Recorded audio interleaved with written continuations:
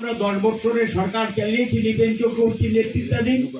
93 আমার বামপন্থী মধ্যে একটা জোট সরকার এসেছিল, অত্যাচারের সরকার, নিপীড়নের সরকার, লুটপাটের সরকার। এর বিরুদ্ধে মানুষকে রাস্তায় নামিয়ে, মানুষকে সংগঠিত করে, সাহসের উপর ভর করে রুখে দাঁড়িয়ে এই জোট সরকারকে উৎখাত করে আবার বামফ্রন্ট সরকার বসিয়েছে, সমস্ত ষড়যন্ত্রকে ব্যর্থ করে 93 সালে। এটা হাওয়ায় আসেনি, তীব্র লড়াই, আত্মত্যাগ, সাহসিকতা, এটার উপরে ভর করি 93-তে আবার আমাদের কমরেড দশরথ দেবের নেতৃত্বে বামফ্রন্ট সরকার আসে। পরবর্তী সময়ে কমরেড দশরথ দেবের নেতৃত্বে যেটা শুরুয়াত হয়েছিল, এখানে গিয়ে সেটা 25 বছর এই সরকার ছিল। আগের 10, পরের 25 বছর আমরা সরকারে ছিলাম। এবং সেখানে গিয়ে আমাদের একটা অনুকূল পরিবেশের মধ্যে আমাদের কাজ করার সুযোগ হয়েছিল। পরিবেশটা কি? প্রকাশ্যে মিছিল মিটিং করতে পারি, কথা বলতে পারি, স্বাধীনভাবে চলতে পারি, স্বাধীনভাবে মতামত ব্যক্ত করতে পারি। একটা অধিকার, সম্মান, মর্যাদা, ইজ্জত নিয়ে আমরা বেঁচেছিলাম। এই অধিকার, মর্যাদা, সম্মান এটা অর্থ দিয়ে পাওয়া যায় না, এটা আদায় করে নিতে হয়, লড়াই করে আদায় করে নিতে হয়। এই অধিকার স্বীকৃতি দিয়েছিল বামপন্থী সরকার, কিন্তু আমরা আমাদের সেখানে গিয়ে কিছু লোককে আমরা বুঝাতে পারিনি আমাদের সাংগঠনিক দুর্বলতার জন্য। এটা তো ঠিক, মানুষের সঙ্গে যে সম্পর্ক আমাদের রাখার দরকার ছিল সেখানে কিছু দুর্বলতা ছিল। সেই দুর্বলতা আমরা 2018 সালের সরকার পতনের পর সময়ে সময়ে আমরা এগুলো পর্যালোচনা করেছি, মানুষের বক্তব্য শুনেছি, ত্রুটি বিচ্যুতিগুলি চিহ্নিত করেছে। সেই ত্রুটি বিচ্যুতিগুলি চিহ্নিত করে তার থেকে মুক্ত হয়ে কিভাবে নতুনভাবে আবার পার্টিটাকে শক্তিশালী করা যায়, মানুষের মধ্যে কি করে আমরা বসতে পারি, আমরা সেখানে একটা সিদ্ধান্ত নিয়ে এগিয়ে যাচ্ছি। এটা ভুললে ঠিক হবে না যে আমরা সবকিছু হারিয়ে ফেলছি গোটা ভারতবর্ষে। এটা ঠিক যে পার্টির আগের যে শক্তি, সেই শক্তি আমাদের দুর্বল হয়েছে।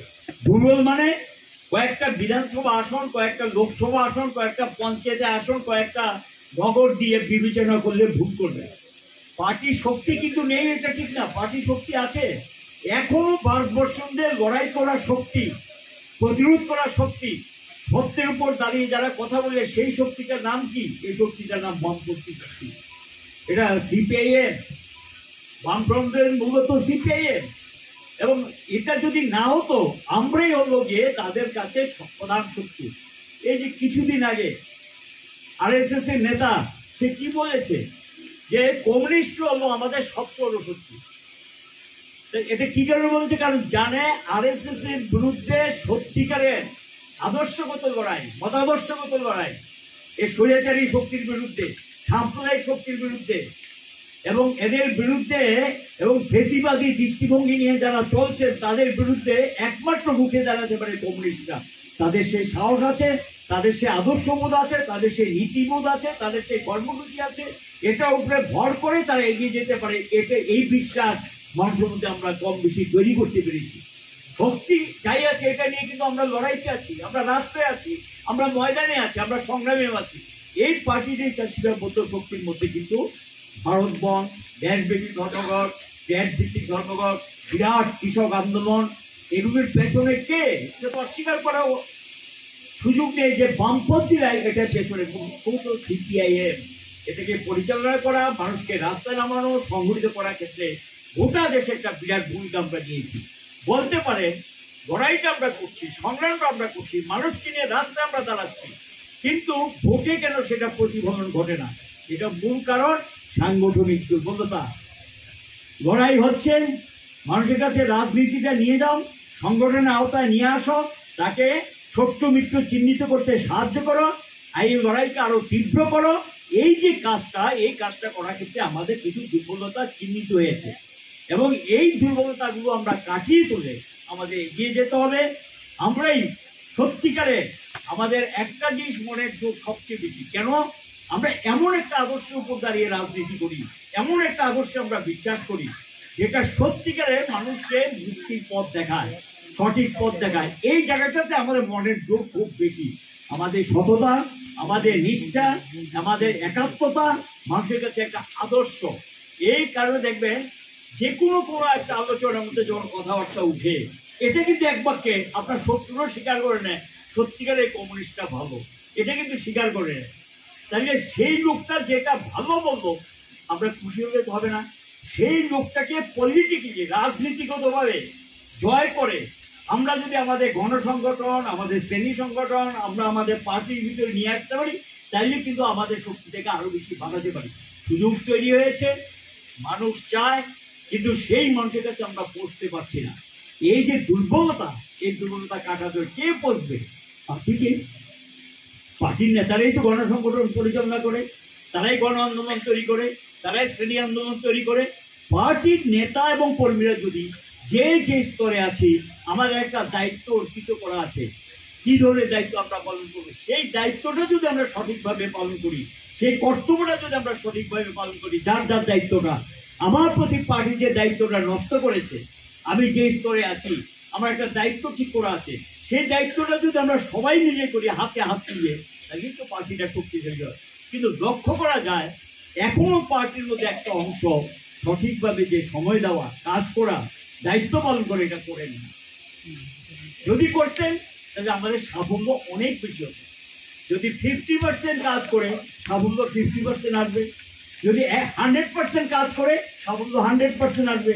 তাহলে যারা এখনো পার্টি মেম্বার কিন্তু সেখানে সঠিকভাবে দায়িত্ব পালন করছেন না, তাদেরকে সক্রিয় করার চেষ্টা করা, তাদেরকে বোঝানো, তাদের কথা বলা, আলোচনা করা, সক্রিয় করার চেষ্টা করা। আর সঙ্গে সঙ্গে যারা এখন এই অবস্থার মধ্যে আমাদের খুঁজে বের করতে হবে, নতুন নতুন কমরেড, বিশ্বাস রাখতে হবে, আস্থা রাখতে হবে, নার্সিং করতে হবে, মর্যাদা দিতে হবে, সম্মান দিতে হবে, ডেকে কথা বলতে হবে, সংযোগ তৈরি করতে হবে, তাদেরকে নিয়ে এসে পার্টিটাকে আরো বড় পার্টি করা, একটা সক্রিয় পার্টি করা উদ্যোগ আমাদের নিতে হবে। এবং এই কাজটা আমাদের কিন্তু একটা পরিকল্পিত উদ্যোগ থাকবে। এই পরিকল্পিত উদ্যোগটা কে নেবে? উচ্চ কমিটি সাহায্য করবে। মেইন ভূমিকা হলো অঞ্চল কমিটিগুলি, তারা ব্রাঞ্চ চালায়, আর ব্রাঞ্চের সঙ্গে হলো মানুষের সম্পর্ক, সেখানে মুখ্য ভূমিকা ব্রাঞ্চের। সেখানে ব্রাঞ্চকে যুক্ত করে যদি আমরা পরিকল্পিত উদ্যোগ গ্রহণ করি, তাহলে আমাদেরকে কে আটকাবে? আর একটা বিষয় ঘুরিয়ে ফিরিয়ে আসে, ভয় ভয় ভয়। ভয় মুক্তির একটাই পথ, কোনো পথ নেই, একটাই পথ। রাস্তায় নামো, সাহস করো, সাহস উপর ভর করে এগিয়ে যাও, এবং রাস্তায় তোমাকে দিশা দেখাবে, রাস্তায় তোমাকে সামনের দিকে নিয়ে যাবে, এবং এখানেই তোমাকে ভয় মুক্ত করে দেবে। আপনি মিছিলে আসবেন না, আপনি মিটিং আসবেন না, ঘরে বসে থাকবেন, তাহলে তো আপনার ভয় থাকবে। আপনি যদি মিছিলে আসেন, মিটিংয়ে হাঁটেন এবং আসেন, ফিরে গেলে দেখবেন আপনার সাহসটা বেড়ে গেল। কারণ মানুষই মানুষের শক্তি বাড়ায়, মানুষ মানুষকে উজ্জীবিত করে। কাজে সেই মানুষের কাছে না গিয়ে আপনার শক্তিটা বাড়বে কেমনে, এবং কি করে আপনার ভিতরে আত্মবিশ্বাসটা ফিরে আসবে? কাজে আত্মবিশ্বাসটা ফিরিয়ে আনার জন্য মানুষের কাছে যান, গেলে মানুষকে রাস্তায় নামান। এই মানুষই আপনাকে নেতা হিসেবে মেনে নেবে। তিনি নেতা যার মানুষের সঙ্গে সম্পর্ক আছে। তিনি নেতা হলো যার মানুষের সঙ্গে সম্পর্ক নেই। তিনি কি করে নেতা হলেন? যার কথা শুনে, যার কথায় 10টা লোক নামে, তিনি তো প্রকৃত নেতা, এবং তাকে মানুষ নেতা হিসেবে মেনে। এই যে দায়িত্বটা, এই যে অনুভূতিটা পার্টি মেম্বার হিসেবে, এটা আমাদের ভিতর থাকতে হবে।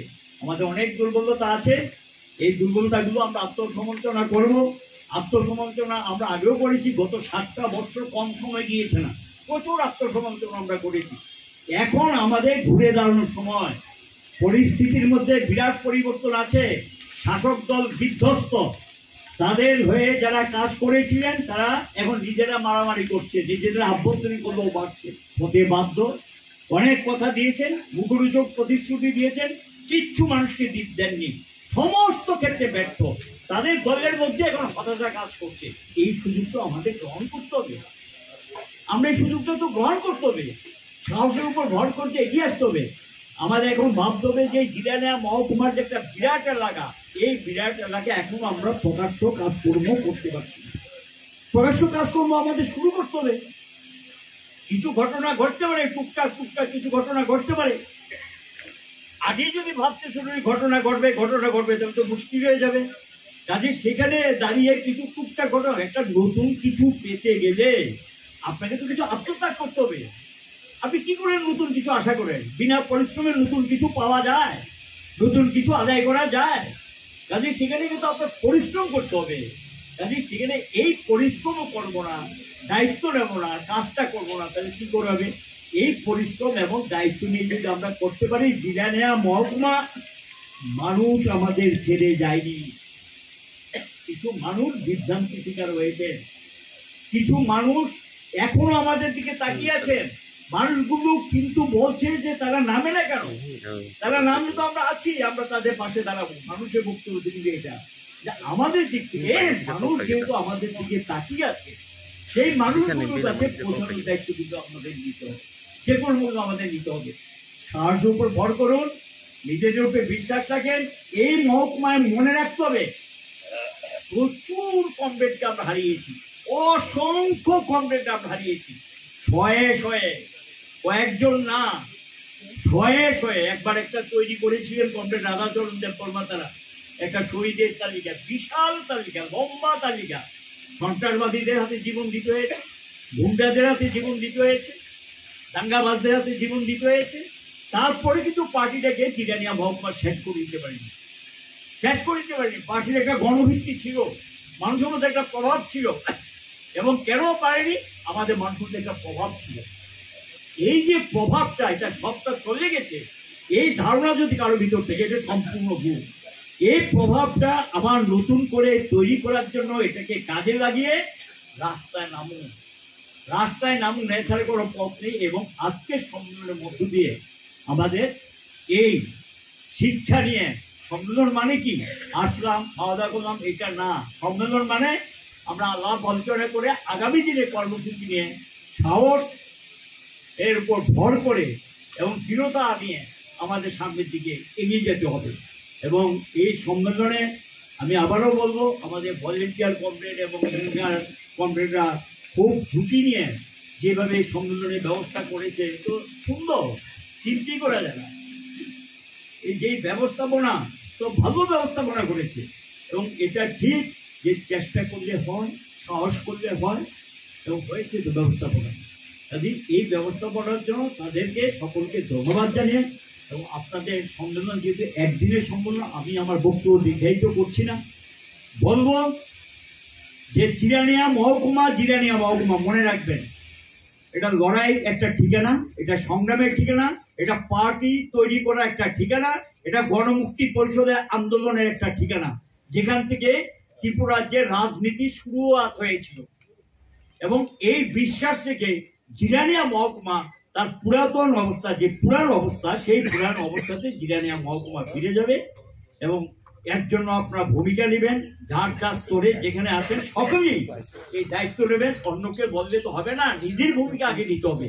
সেই ভূমিকা নিয়ে অন্যকে বলুন, অন্যরা আপনাকে মানবে এবং তার ভিত্তিতে বিশ্বাস করে সামনে দিয়ে এগিয়ে যাবেন। আহ্বান রেখে আপনাদের সম্মেলনের যে উদ্বোধনী, সে উদ্বোধনী আমার দিকে ঘোষণা করা হলো। আমি আশা করি যে আপনারা প্রাণবন্ত আলোচনার মধ্য দিয়ে এখানে যে রিপোর্টটা পেশ করে এটাকে আরো শক্তিশালী করবেন। ধন্যবাদ।